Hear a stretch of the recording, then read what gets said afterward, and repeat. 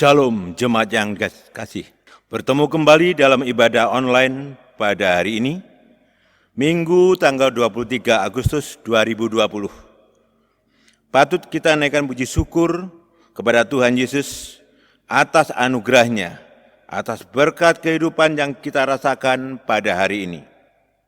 Oleh sebab itu, marilah dengan hati yang penuh syukur dan sikap untuk memuji menyembah Tuhan, kita masuk hadirat-Nya dalam ibadah minggu ini. Saya ajak jemaat untuk berdiri. Dan marilah kita memuji Tuhan dengan menyanyi dari Kidung Jemaat 19 bait 1 dan 5.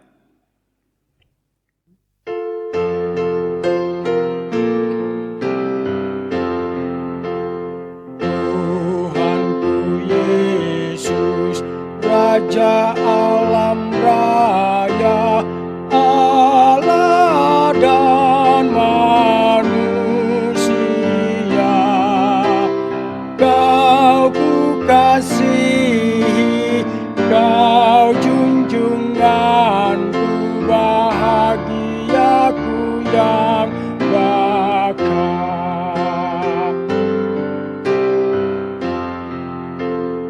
Apa yang indah dalam dunia ini nampak dalam dirimu, yang maha indah, harta surgawi, hanya Engkau ya Tuhan. Sedang jemaat, kita akan masuk dalam fotum dan salam. Pertolongan kita adalah dalam nama Tuhan yang menjadikan langit dan bumi, yang tetap setia untuk selama-lamanya, dan yang tidak pernah meninggalkan perbuatan tangannya. Turunlah kiranya atas kita semua kasih karunia dan damai sejahtera dari Allah Bapa dan Tuhan kita Yesus Kristus menyertai kita sekalian. Amin. Kita mendengarkan nas pembimbing kita pada hari ini, di mana nas pembimbing pada hari ini terambil dari Lukas pasal 12 ayat yang ke-15. Demikian bunyi firman Tuhan. Katanya lagi kepada mereka, berjaga-jagalah dan waspadalah terhadap segala ketamakan. Sebab walaupun seorang berlimpah-limpah hartanya, hidupnya tidaklah tergantung daripada kekayaannya itu. Amin. Merespon nat pembimbing yang telah dibacakan, marilah kita bersama menaikkan pujian bagi Tuhan dengan menyanyi Kidung Jemaat nomor 405, bait 1 dan 3.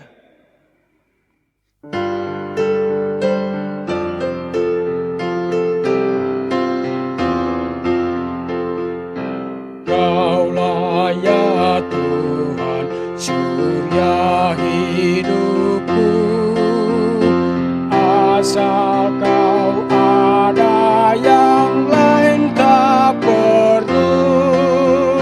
Siang dan malam Engkau ku tenang, di hadirat-Mu jiwaku tenang.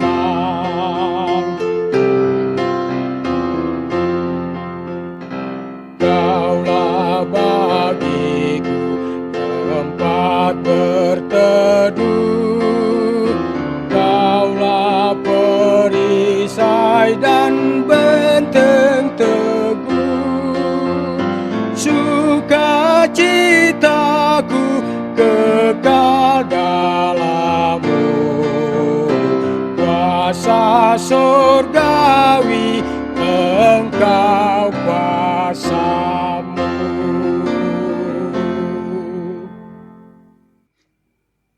Jemaat dipersilahkan duduk.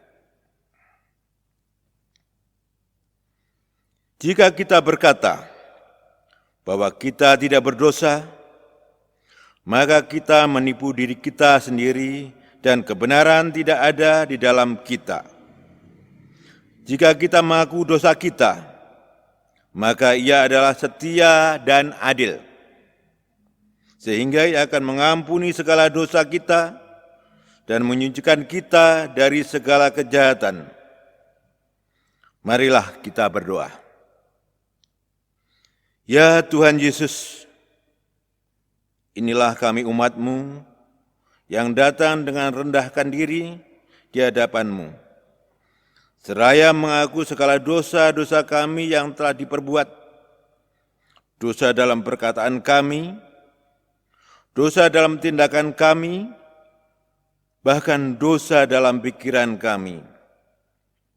Ya Tuhan Yesus, kami akui bahwa kami sering gagal dalam menjaga kekudusan hidup kami. Kami akui bahwa kami masih mengandalkan kekuatan diri kami sendiri. Bahkan tak jarang, kami merasa kuat tanpa adanya Tuhan. Ya Tuhan, kami sungguh mohon pengampunan-Mu atas hidup kami yang berdosa ini, agar hidup kami ada damai sejahtera. Tuhan Yesus, kami mohon pengampunan dosa dari Engkau Tuhan kami. Tuhan, kasihanilah kami. Dalam nama Tuhan Yesus kami memohon. Amin.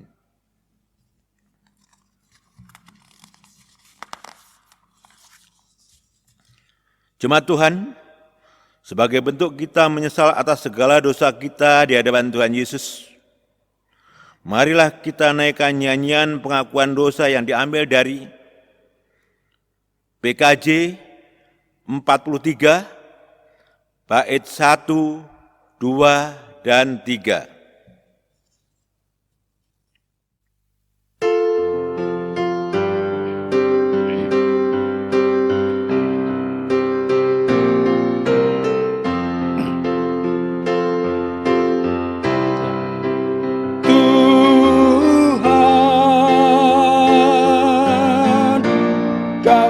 Berlumuran dosa, Tuhan, sudilah ampuni kami. Tuhan, harta kami musnah sudah,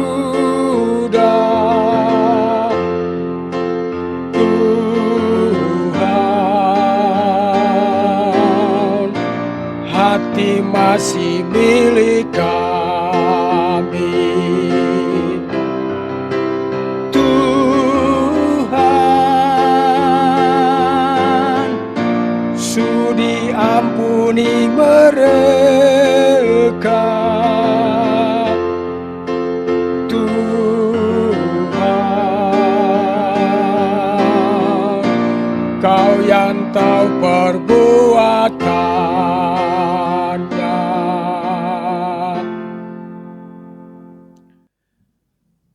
Jemaat Tuhan, kita akan mendengarkan berita anugerah sebagai dasar pengampunan dosa yang dianugerahkan Tuhan Yesus.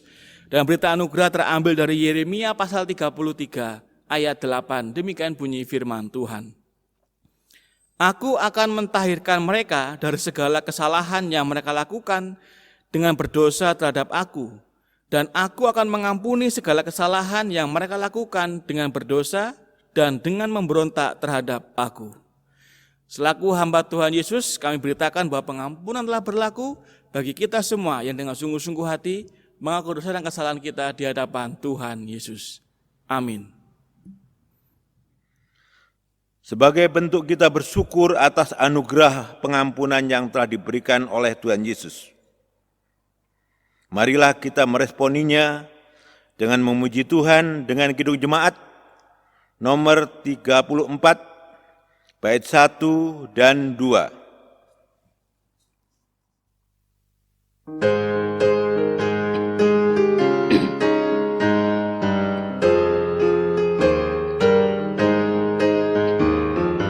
Di salib Yesus di Kalvari, ku serahkan dosaku yang keji.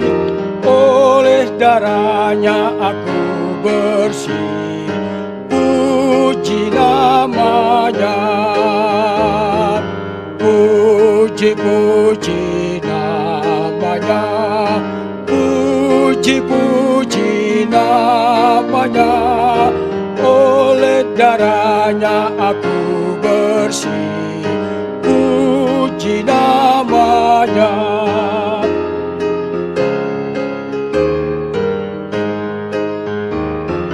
Kini bahagiaku penuh, Yesus berdiam di dalamku. Sungguh ku selamat, ku ditebus. Puji namanya, puji-puji namanya, puji-puji namanya. Oleh darahnya aku bersih. Puji namanya. Jemaat, saya ajak untuk berdiri. Marilah kita bersama-sama mendengarkan petunjuk hidup baru sebagai dasar kita komitmen atas hidup yang telah diampuni dosa-dosanya oleh Tuhan Yesus. Dan petunjuk hidup baru diambil dari 2 Timotius pasal 1 ayat 14. Demikian bunyi firman Tuhan. Peliharalah harta yang indah yang telah dipercayakannya kepada kita oleh Roh Kudus yang diam di dalam kita. Kiranya Roh Allah menolong kita semua untuk mewujudkan firman Tuhan dalam kehidupan kita hari lepas ke sehari. Amin. Sebagai bentuk kita menyatakan kesanggupan untuk hidup baru sesuai dengan dasar firman Tuhan, sekaligus sebagai pengantar dalam persiapan pembacaan dan renungan firman Tuhan, maka kita memuji Tuhan dari Kidung Jemaat 58, bait 1 dan 2.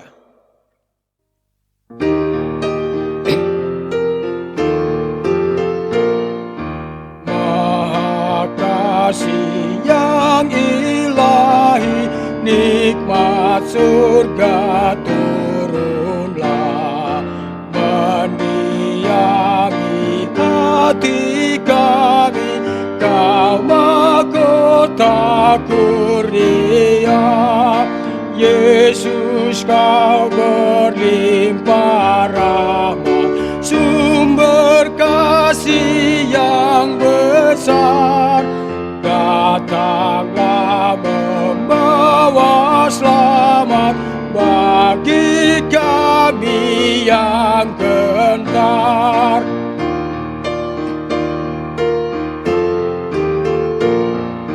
Ya, hembuskan roh kasih-Mu dalam hati yang resah, di sejahtera janji-Mu, agar kami warisnya.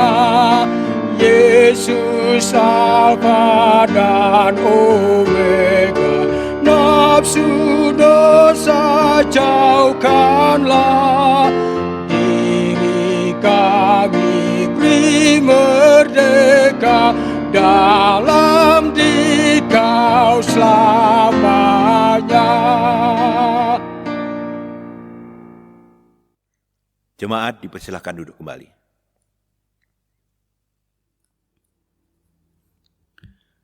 Jemaat Tuhan, kita akan masuk dalam pembacaan firman Tuhan, namun sebelumnya marilah kita satu dalam doa, kita mohon pimpinan Roh Kudus dalam perenungan pembacaan firman Tuhan pada hari ini.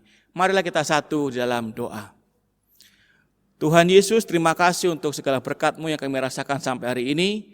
Kami juga bersyukur kami akan membaca dan merenungkan firman Tuhan, dan biarlah firman Tuhan yang menjadi suara-Mu Tuhan, bisa kami mengerti dengan baik dan bisa kami terima dengan baik, dan bahkan kami lakukan dengan baik dalam kehidupan kami hari lepas ke sehari. Tuhan, berbicaralah kepada kami lewat hamba-Mu, lewat pemberitaan firman Tuhan pada hari ini. Doa atas pemberitaan firman Tuhan ini kami alaskan dalam nama Tuhan Yesus, Tuhan dan Juru Selamat kami yang hidup, firman Allah yang hidup. Kami berdoa dan mohon berkat-Mu lewat pemberitaan firman Tuhan. Amin.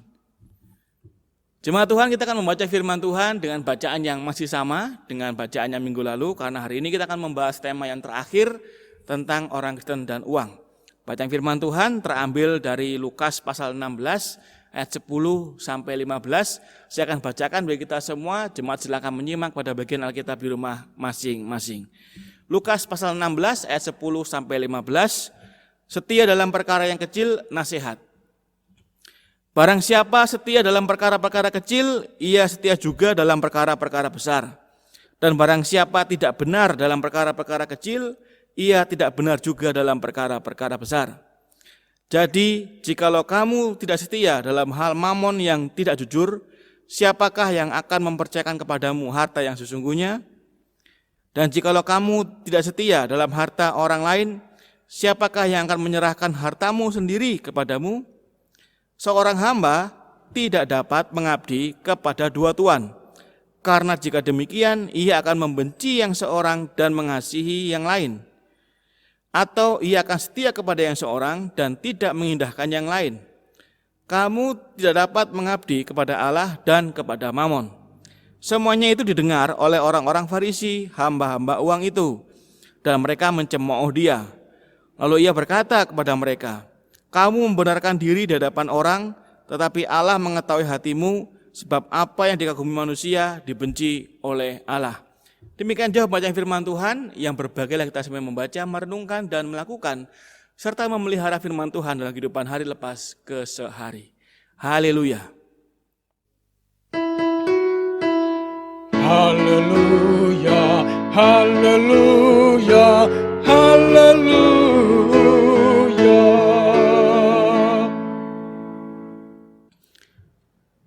Shalom jemaat Tuhan, bagaimana kabarnya? Kita ketemu lagi dalam ibadah online 23 Agustus tahun 2020. Ya, hari ini adalah hari di mana kita akan terakhir membahas tema tentang orang Kristen dan uang, bagian 4 atau bagian akhir. Di mana saya sudah membahas ada 3 bagian yang lainnya yang kita sudah bahas dan kita belajar bersama-sama. Dan hari ini kita akan sampai di bagian akhir tentang orang Kristen dan uang. Saya akan mereview singkat bagian 1 dan bagian 3, di mana bagian 1 kita membahas orang Kristen dan uang bagian 1 di bawah subtema sikap yang salah terhadap uang. Kemudian kalau kita melihat di bagian yang kedua dan ketiga itu ada satu rangkaian yang saya bagi 2, orang Kristen dan uang bagian 2 dan 3 di bawah subtema 6 hal penting yang perlu dipertimbangkan dalam urusannya dengan uang.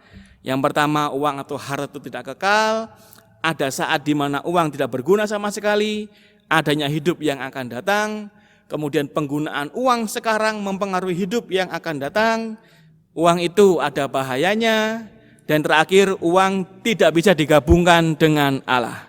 Nah, sekarang kita akan masuk dalam bagian terakhir, yaitu tentang tema orang Kristen dan uang, di bawah subtema sikap yang benar orang Kristen terhadap uang. Ada beberapa sikap yang benar yang harus kita ketahui dalam urusan kita dengan uang. Dan sikap yang benar ini hanya 2 saja yang mau saya bagikan, yang merangkum berbagai macam sikap-sikap yang lain. Sikap yang pertama adalah kita harus mengutamakan Allah lebih daripada uang. Ya, sikap benar kita sebagai orang Kristen terhadap uang yang pertama adalah kita harus mengutamakan Allah lebih daripada uang. Pada ayat 13, bacaan kita hari ini menuliskan, seorang hamba tidak dapat mengabdi kepada 2 tuan. Karena jika demikian, ia akan membenci yang seorang dan mengasihi yang lain. Atau ia akan setia kepada yang seorang dan tidak mengindahkan yang lain. Kamu tidak dapat mengabdi kepada Allah dan kepada Mamon, karena kita tidak bisa mengabdi kepada Allah. Kamu tidak dapat mengabdi kepada Allah dan kepada Mamon. Karena kita tidak bisa mengabdi kepada Allah dan kepada uang atau Mamon secara bersamaan, dan mengabdi kepada uang itu adalah suatu hal yang salah, maka sikap yang benar itu cuma satu, yaitu mengabdi kepada Allah.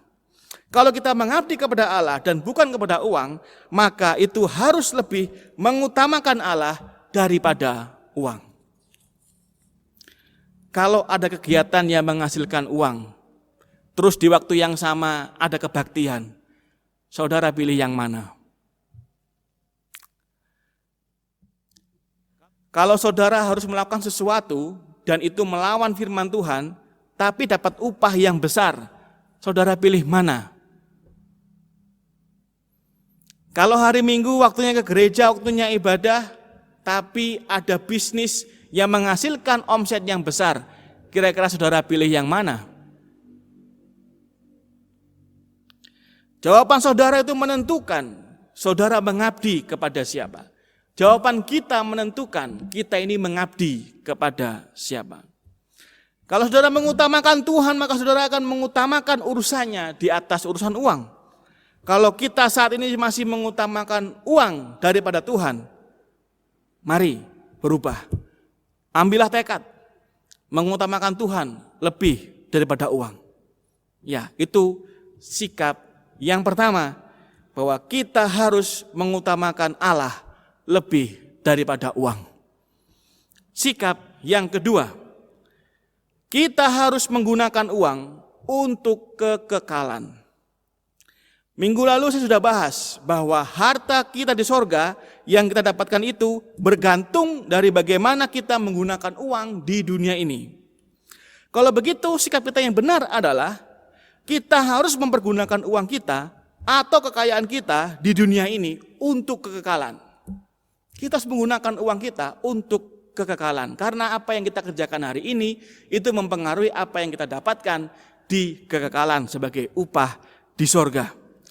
Lukas 16 ayat 9 dikatakan demikian. Dan aku berkata kepadamu, ikatlah persahabatan dengan mempergunakan mamon yang tidak jujur, supaya jika mamon itu tidak dapat menolong lagi, kamu diterima di dalam kemah abadi. Ikatlah persahabatan dengan mempergunakan mamon yang tidak jujur. Mari kita perjelas lagi di sini. Ikatlah persahabatan dengan mempergunakan mamon. Bukan ikat persahabatan dengan mamon. Ini dua hal yang berbeda. Ikat persahabatan dengan mempergunakan mamon dan ikat persahabatan dengan mamon ini dua hal yang berbeda. Jadi kita bersahabatnya itu bukan dengan mamon, tapi bersahabatnya dengan menggunakan mamon. Ini berbeda. Kita bersahabatnya bukan dengan mamon, tapi bersahabatnya dengan menggunakan mamon. Nah, kalau begitu, sebenarnya kita ini sedang bersahabat dengan siapa menurut ayat ini?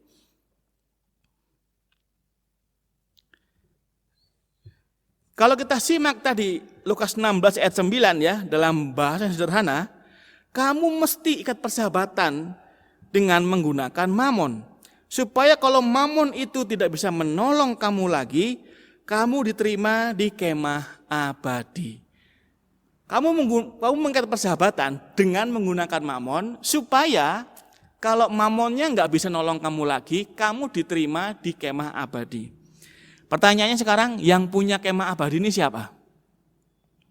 Allah bukan? Saya sudah bahas minggu lalu bahwa kemah abadi namanya kemah abadi ya cuma di sorga. Jadi kalau kemah abadi, maka itu hanya kemah yang punyanya Allah. Kalau kamu tidak bersahabat dengan Allah, bagaimana kamu bisa dapat kemah abadi? Jadi kalau kita bersahabat dengan Allah, kita kan bisa masuk kemah abadi. Tapi kalau tidak bersahabat dengan Allah, berarti kita nggak bisa masuk kemah abadi. Kalau begitu, bersahabatnya bukan manusia, tetapi dengan Allah. Jadi kita harus mengikat persahabatan dengan Allah, sang pemilik kemah abadi itu. Kita harus menjalin persahabatan dengan Allah. Pertanyaannya, pakai apa? Ya, pakai mamonmu, pakai uangmu, pakai kekayaanmu untuk menjalin persahabatan dengan Allah sebagai pemilik kemah abadi. Sidang jemaat, ini bukan berarti kita sedang menyogok Allah dengan uang, bukan. Tapi kita gunakan kekayaan kita secara benar, bertanggung jawab kepada Allah. Dan hal yang menarik dari bacaan kita hari ini adalah pada ayat sebelumnya, di ayat 9, sebelumnya itu kisah tentang bendahara yang tidak jujur. Tapi di ayat 10 mulai pembahasan baru tentang kesetiaan, yaitu setia dalam perkara kecil. Kalau kamu setia dalam perkara kecil, nanti kamu akan dipercaya perkara besar. Jadi kalau kita setia dalam menggunakan mamon, di sini uang kita, maka akan dipercayakan hal-hal yang besar yang di sorga nanti. Tapi setelah perikop ini Bapak Ibu, Lukas menempatkan kisah orang kaya dan Lazarus si miskin. Mengapa Lukas menempatkan hal demikian? Mari kita pahami skema dari bacaan Lukas ini. Kalau kita lihat di ayat sebelumnya itu tentang kisah bendahara yang tidak jujur. Kemudian di perikop berikutnya tentang hal setia dalam perkara kecil yang merupakan bacaan kita pada hari ini. Dan setelah bacaan kita hari ini itu ada kisah orang kaya dan Lazarus si miskin. Di sini Tuhan Yesus ingin menunjukkan dan mengajarkan bahwa orang kaya itu yang dikisahkan di Lazarus ini adalah contoh yang negatif. Di mana dia sangat kaya, dia punya mamon yang sangat banyak, tapi dia tidak menggunakan mamon itu untuk persahabatan dengan Allah melalui menolong Lazarus yang miskin dan melarat itu. Sehingga dalam kisah itu, ketika orang kaya itu mati, karena dia tidak bersahabat dengan pemilik kemah abadi, sehingga dia tidak diterima dalam kemah abadi, tapi diterima di neraka. Jemaat Tuhan, kita perlu hati-hati di sini. Ini bukan dalam pengertian bahwa berarti kalau berbuat baik itu biar bisa selamat masuk surga, tidak. Tapi justru ini ingin memberikan pemahaman kepada kita bahwa buktinya orang yang selamat itu adalah orang yang bisa menggunakan uang bertanggung jawab untuk Allah. Jadi otomatis si orang kaya dalam kisah Lazarus ini adalah contoh orang yang tidak beriman, sehingga dia menggunakan kekayaannya dengan salah.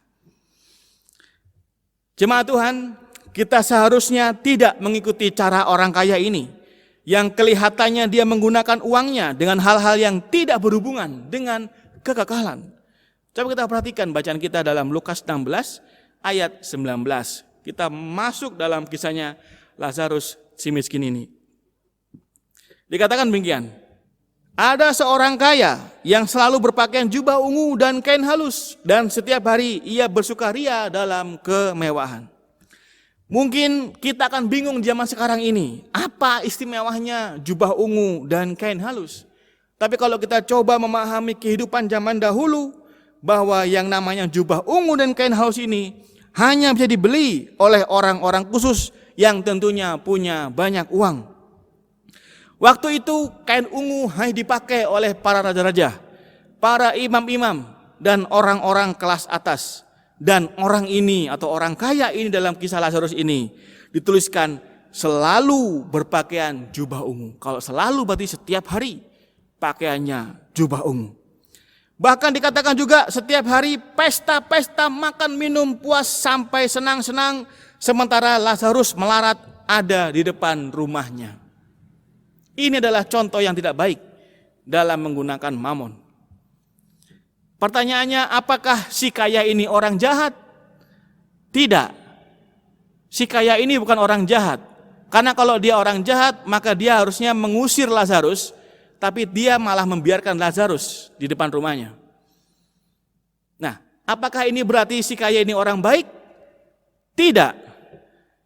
Kalau si kaya ini orang baik, mestinya dia menolong Lazarus dan tidak membiarkan dia bergeletak di depan rumahnya. Jadi si kaya ini adalah orang yang tidak jahat tapi tidak baik. Jadi di sini dia gunakan uangnya hanya untuk kepentingan dunia tapi tidak untuk kepentingan kekekalan. Di sini kita bisa petik satu pesan penting sidang jemaat.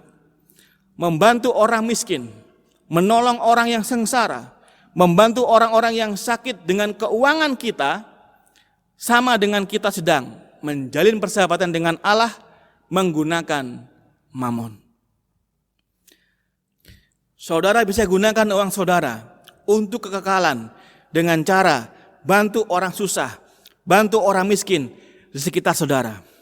Atau saudara bisa gunakan uang saudara untuk kekekalan. Dengan cara apa? Dengan cara memberikan persembahan bagi gereja Tuhan yang memang betul-betul melayani Tuhan. Kita bisa meniru beberapa perempuan-perempuan yang ada di Alkitab yang menggunakan kekayaan mereka untuk pelayanan. Kita buka Lukas 8 ayat 1-3. Lukas 8 ayat 1-3 yang mengatakan demikian. Tidak lama sesudah itu, Yesus berkeliling dari kota ke kota dan dari desa ke desa memberitakan Injil Kerajaan Allah. Ke-12 muridnya bersama-sama dengan dia dan juga beberapa orang perempuan yang telah disembuhkan dari roh-roh jahat atau berbagai penyakit, yaitu Maria yang disebut Magdalena yang telah dibebaskan dari 7 roh jahat, Yohana istri Kusa bendahara Herodes, Susana dan banyak perempuan lain. Perempuan-perempuan ini melayani rombongan itu dengan kekayaan mereka. Nah, di sini berarti mereka menggunakan mamonnya, uangnya, hartanya untuk kekekalan karena Yesus memberitakan Injil. Kalau kita pakai uang kita untuk mendukung pelayanan perkabaran Injil, untuk mendukung pelayanan gereja, itu berarti saudara sedang memakai uang untuk kekekalan. Nah, sekarang maukah saudara pakai uang saudara untuk kekekalan? Kira-kira kalau kita traktir teman atau shopping di mall itu bayar berapa? Kalau kita memberi persembahan setiap minggu kita kasih berapa? Ada hal menarik yang kita perlu perhatikan dalam memberi persembahan. Mari kita coba buka Lukas 21 ayat 1 dan 2. Lukas 21 ayat 1 dan 2 mengatakan demikian. Ketika Yesus mengangkat mukanya, ia melihat orang-orang kaya memasukkan persembahan mereka ke dalam peti persembahan. Ia juga melihat janda miskin memasukkan 2 peser ke dalam peti itu. Jadi ketika orang memberikan persembahan saat itu, Yesus melihat orang kaya ngasih persembahan dan Yesus juga melihat janda miskin memasukkan persembahan. Markus 12 ayat 41. Markus 12 ayat 41 mengatakan demikian. Pada suatu kali, Yesus duduk menghadap peti persembahan dan memperhatikan bagaimana orang banyak memasukkan uang ke dalam peti itu. Banyak orang kaya memberi jumlah yang besar. Apa yang mau saya tarik di sini, yang mau saya sampaikan di sini adalah, itu berarti pada waktu saudara memberi uang persembahan, Tuhan Yesus lihat. Waktu saudara buka dompet, Tuhan memperhatikan. Waktu saudara pilih warna merah, warna biru, warna ungu, coklat atau abu-abu atau warna apapun, Tuhan lihat. Jadi kalau di sini dikatakan Tuhan melihat orang memberi persembahan.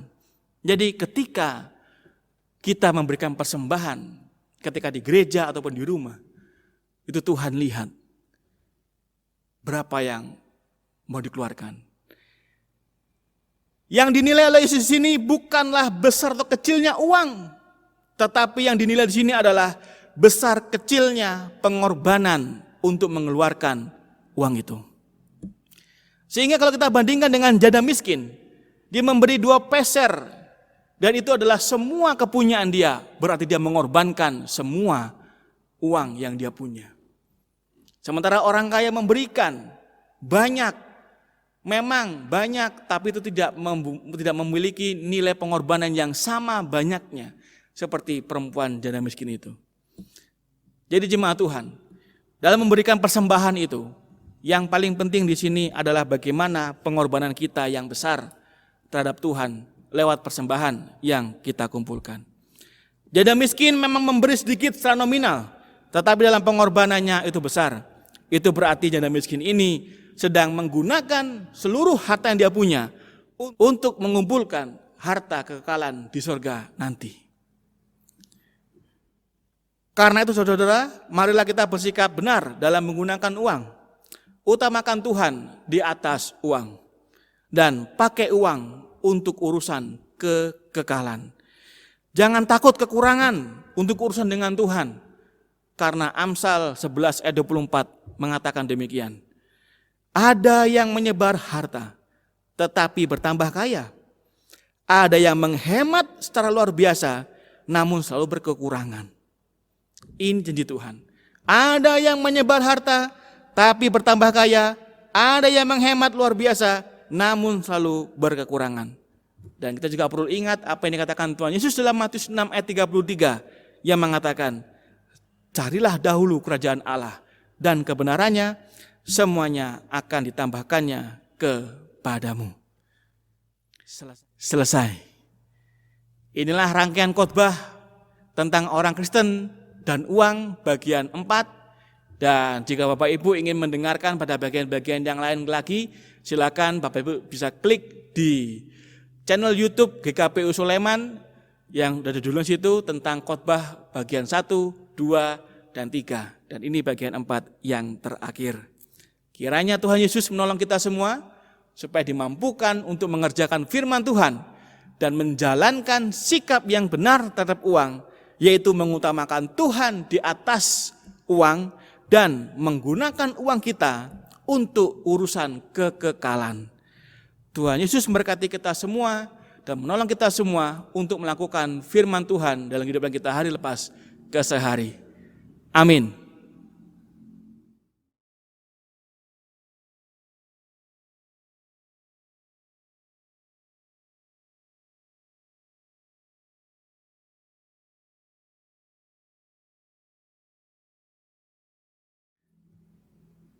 Jemaat Tuhan, saya ajak untuk berdiri. Marilah bersama dengan semua orang percaya di sepanjang abad dan tempat kita mengikrarkan pengakuan iman selalu kita dengan bersama-sama. Dan hendaklah bersama-sama kita berkata demikian. Aku percaya kepada Allah, Bapa yang Maha Kuasa, Khalik langit dan bumi, dan kepada Yesus Kristus anaknya yang tunggal Tuhan kita, yang dikandung daripada Roh Kudus, lahir dari anak darah Maria, yang menderita di bawah pemerintahan Pontius Pilatus, disalibkan, mati dan dikuburkan, turun dalam kerajaan maut. Pada hari yang ketiga, bangkit pula dari antara orang mati, naik ke sorga, duduk sebelah kanan Allah Bapa yang Maha Kuasa, dan akan datang dari sana untuk menghakimi orang yang hidup dan yang mati. Aku percaya kepada Roh Kudus, gereja yang kudus dan persekutuan orang kudus, pengampunan dosa, kebangkitan daging, dan hidup yang kekal. Amin. Jemaat dipersilakan duduk kembali. Sidang jemaat, marilah kita satu dalam doa syafaat. Saya akan memimpin dalam doa dan jemaat silakan mendukung di rumah masing-masing dalam doa. Dan kita akan akhiri bersama-sama dengan doa Bapa kami. Mari kita satu dalam doa. Ya Tuhan Yesus, kami sungguh sangat bersyukur atas segala berkat-Mu Tuhan lewat firman Tuhan pada hari ini yang telah kami pelajari Tuhan. 4 seri khotbah tentang orang Kristen dan uang. Terima kasih Bapa, panjang lebar Tuhan berbicara kepada kami, membahas tentang bagaimana sikap kami terhadap uang. Terima kasih juga atas firman-Mu ini yang sungguh-sungguh Tuhan, menguatkan kami dan memberikan kepada kami pencerahan untuk bagaimana kami bersikap yang benar terhadap uang. Ya Tuhan Yesus Kristus, tolonglah kami umat-Mu ini, supaya kami dimampukan untuk bersikap dengan benar, supaya kami hanya mengabdi kepada Allah saja, dan tidak mengabdi kepada uang atau mamon. Ya Tuhan, tolonglah kami. Ya Tuhan, bantulah kami, supaya kami umat-Mu ini bisa sungguh-sungguh mengabdi hanya kepada-Mu.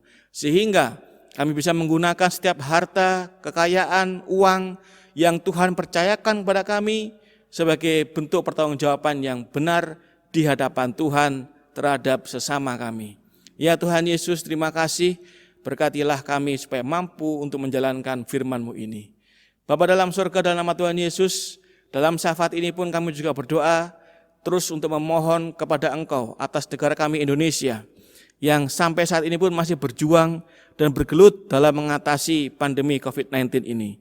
Berkatilah pemerintah pusat sampai daerah, berkatilah TNI Polri, Engkau berkati mereka semua Tuhan sebagai garda keamanan terdepan, juga sebagai manajer atau yang mengatur negara ini, agar setiap keputusan yang mereka ambil untuk kepentingan medis, juga untuk kepentingan ekonomi, kepentingan keamanan, semuanya oleh karena hikmat dan pertolongan Tuhan. Sehingga negara kami bisa kondusif Tuhan, dan bisa survive, bahkan bisa lepas dari jerat dan belenggu krisis global ekonomi yang sedang melanda di berbagai macam negara. Ya Tuhan Yesus, tolonglah kami. Ya Tuhan, tolonglah Indonesia. Kami juga berdoa untuk setiap gereja-gereja yang ada di Indonesia, baik gereja yang sudah mulai buka untuk ibadah, Tuhan berkati mereka, dan agar senantiasa setiap gereja yang beribadah boleh berjalan dengan lancar, dengan aman, tidak ada gangguan, halangan, dan tidak ada lagi klaster-klaster yang baru ya Tuhan. Kami juga berdoa untuk gereja yang belum bisa ibadah, Tuhan hibur, kuatkan mereka, oleh karena kasih Tuhan, dan kami percaya waktu yang tepat nanti mereka akan bisa buka lagi oleh karena berkat dan pertolongan Tuhan. Kami juga terus berdoa untuk dokter dan tim medis yang lainnya Tuhan, dalam mengatasi, menghadapi pandemi ini, berikan mereka kekuatan dan semangat dalam menghadapinya. Demikian juga para ilmuwan medis yang berjuang menemukan obat atau vaksinnya, Tuhan berkati agar semua berjalan dengan baik oleh karena berkat dan pertolongan Tuhan Yesus. Ya Bapa, kami serahkan Indonesia dalam pergumulannya mengatasi pandemi ini, dalam tangan kasih, pemeliharaan, dan penyertaan Tuhan. Kami juga berdoa untuk gereja kami ya Tuhan, Tuhan berkati, terima kasih, kami bersyukur gereja kami bisa membuka ibadah sampai saat ini, dan bersyukur juga Tuhan berkenan menjaga dan melindungi semuanya berjalan dengan baik dan lancar. Tuhan berkatilah agar senantiasa kegiatan pelayanan gereja boleh berjalan dengan baik, baik itu tim-tim pelayanan yang ada, majelis, pendeta, pengurus komisi, juga koster gereja. Tuhan mampukan kami untuk boleh mempersiapkan segalanya dengan baik oleh karena berkat dan pertolongan Tuhan. Kami juga berdoa untuk setiap jemaat-jemaat-Mu Tuhan yang boleh mengalami kehidupan yang bermacam-macam, pergumulan yang dihadapi. Bergumul masalah ekonomi, efek pandemi ini Tuhan tolong berkati. Di dalam nama Tuhan Yesus kami berdoa Engkau membuka pintu berkat dan rezeki untuk mereka. Yang mengalami sakit penyakit, baik sakit di rumah ataupun sakit di rumah sakit. Kami berdoa di dalam nama Tuhan Yesus, Tuhan jamah, Tuhan sembuhkan senantiasa. Tuhan berkatilah setiap obat-obatan yang dikonsumsi dan makan minuman, Tuhan pakai semuanya itu sebagai alat Tuhan untuk menyembuhkan mereka yang sakit, baik yang sakit di rumah sakit maupun juga jemaat yang sakit ada di rumah. Ya Tuhan, tolonglah dan berkatilah. Kami juga berdoa untuk keluarga-keluarga juga yang bergumul dalam masalah rumah tangga. Efek pandemi ini mungkin banyak konflik yang terjadi. Tuhan, nyatakan kuasa-Mu, berikan damai sejahtera di setiap keluarga lepas keluarga. Dalam nama Tuhan Yesus, Tuhan memberkati dan menolong pergumulan demi pergumulan setiap keluarga-keluarga yang ada dalam masalah mereka ya Bapa. Ya Tuhan Yesus, terima kasih. Kami juga di kesempatan ini mau menaikkan syukur kami Tuhan. Kami bersyukur masih bisa beribadah pada hari ini. Kami bersyukur kami masih bisa menikmati kehidupan yang Tuhan percayakan kepada kami. Kami bersyukur masih menikmati segala sesuatu yang baik yang kami rasakan dari Tuhan sampai saat ini. Terima kasih Bapa, sungguh tidak ada alasan untuk kami tidak bersyukur atas segala berkat pemberian Tuhan yang kami rasakan sampai saat ini. Tuhan, inilah syukur kami Tuhan, terimalah sebagai persembahan yang harum di hadapan-Mu. Bapa dalam surga, dalam nama Tuhan Yesus, inilah Tuhan doa kami, inilah Tuhan Yesus permohonan kami, yang tak putus-putusnya Tuhan kami naikkan hanya kepada-Mu, dan kepada Engkau Tuhan andalan hidup kami. Dan doa ini kami alaskan dalam satu nama yang penuh kuasa, Tuhan Juru Selamat kami yang hidup, Tuhan Yesus Kristus, yang juga telah mengajarkan kami berdoa bersama-sama demikian. Bapa kami yang di sorga, dikuduskanlah nama-Mu, datanglah kerajaan-Mu, jadilah kehendak-Mu di bumi seperti di sorga. Berikanlah kami pada hari ini makanan kami yang secukupnya, dan ampunilah kami akan kesalahan kami, seperti kami juga mengampuni orang yang bersalah kepada kami. Dan janganlah membawa kami dalam pencobaan, tapi lepaskanlah kami daripada yang jahat, karena Engkau yang punya kerajaan dan kuasa dan kemuliaan sampai selama-lamanya. Amin. Marilah kita kumpulkan persembahan sebagai bentuk syukur kita atas anugerah pemeliharaan Tuhan Yesus. Dengan didasari firman Tuhan dari 1 Tawarik 29 ayat 17a. Aku tahu, ya Allahku, bahwa Engkau adalah penguji hati dan berkenan kepada keikhlasan. Maka aku pun mempersembahkan semuanya itu dengan sukarela dan tulus ikhlas. Jemaat, persembahan kita kumpulkan dengan diiringi puji-pujian dari NKB nomor 208, bait 1 dan 2.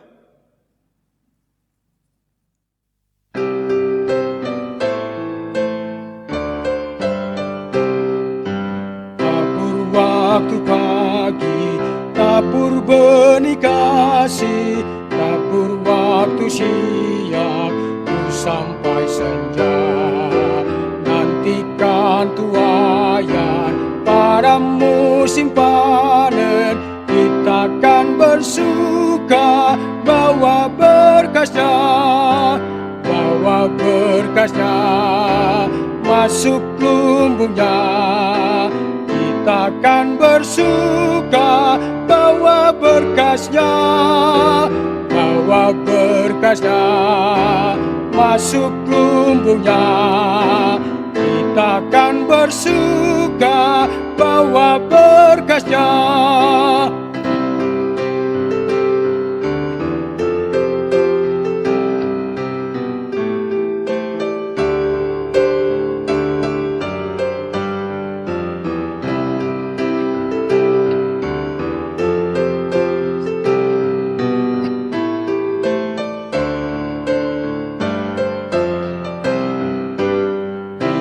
Terik sang surya di gelap yang awan, kita pun menabur yang bekerja.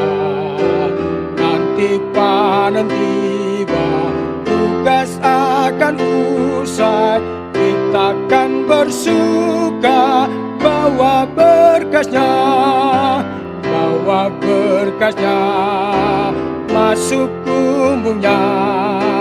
Kita akan bersuka bawa berkasnya, bawa berkasnya masuk lumbungnya. Kita akan bersuka bawa berkasnya. Saya ajak jemaat untuk berdiri. Marilah kita naikkan doa syukur atas persembahan yang telah kita kumpulkan. Mari kita berdoa. Ya Tuhan Yesus, kami umat-Mu datang dengan membawa persembahan yang kami kumpulkan. Ya Tuhan, kami tahu persembahan yang kami kumpulkan ini tidaklah sebanding dengan karya penebusan dan pemeliharaan Tuhan. Berikan kepada kami umat-Mu. Namun Tuhan, berkatilah persembahan ini yang akan digunakan oleh gereja kami untuk segala kegiatan pelayanan. Ya Tuhan, tiliklah hati kami ini yang telah memberikan persembahan dengan penuh syukur. Semua untuk kemuliaan nama Tuhan Yesus.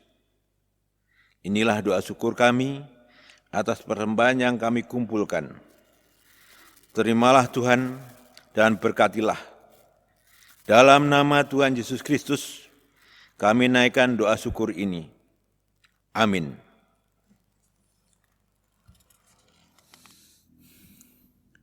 Jemaat Tuhan, mengakhiri ibadah kita pada minggu hari ini, marilah kita bersama-sama memuji Tuhan dari Kidung Jemaat nomor 407, bait 1 dan 4.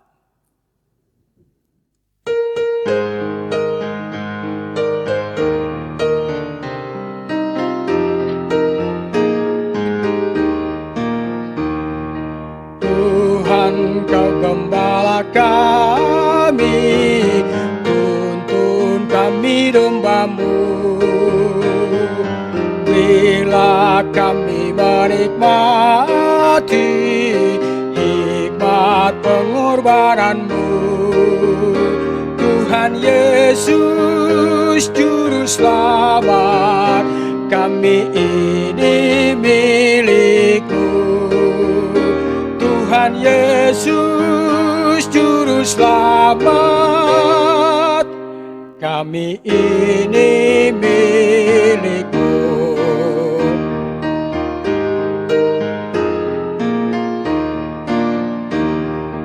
Kehendak-Mu kami cari, ingin turut maksud-Mu.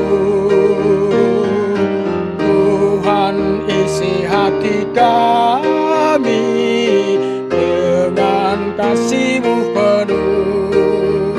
Tuhan Yesus Juru Selamat, tak terhingga kasih-Mu. Yesus Juru Selamat, tak terhingga kasih-Mu. Jemaat yang dikasihi Tuhan Yesus Kristus, jadilah saksi Tuhan dalam kehidupanmu sehari-hari melalui firman yang dikerjakan dalam kehidupan kita hari lepas ke sehari. Muliakanlah Tuhan dengan hartamu dan jadilah saksi Tuhan dalam kehidupanmu dimanapun engkau berada. Oleh karena itu, supaya kita dimampukan untuk melakukan firman Tuhan, arahkanlah hati menghamba Tuhan dan terimalah berkat pengutusan dari Tuhan. Tuhan memberkati engkau dan melindungi engkau. Tuhan menyinari engkau dengan wajah-Nya dan memberi engkau kasih karunia.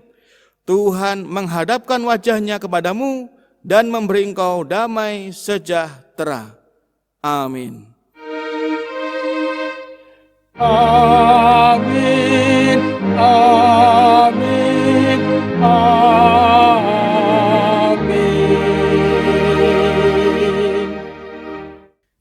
Ibadah kita selesai, jemaat silakan duduk untuk bersaat teduh. Selamat hari Minggu, salam sehat semuanya. Tuhan Yesus memberkati kita sekalian. Shalom.